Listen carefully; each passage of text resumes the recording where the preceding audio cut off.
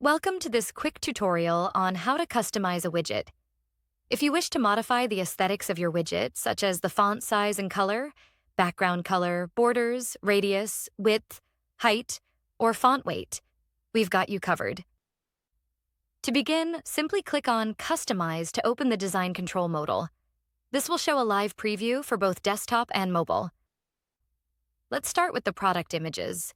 You can adjust the product size, modify the border radius, and ensure the images are either covered or contained to prevent them from being cut off. Next, you can alter the size, font weight, and color for the product names and prices.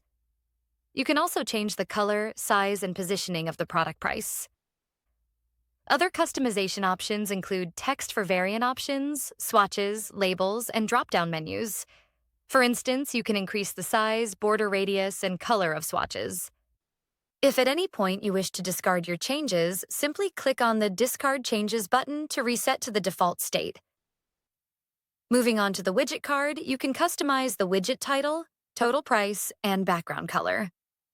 The Add to Cart button can also be personalized, including its color and background radius. Divider lines can be adjusted in terms of thickness and color. Even the personalized field can be customized. To see how your changes look, you can switch between desktop and mobile views.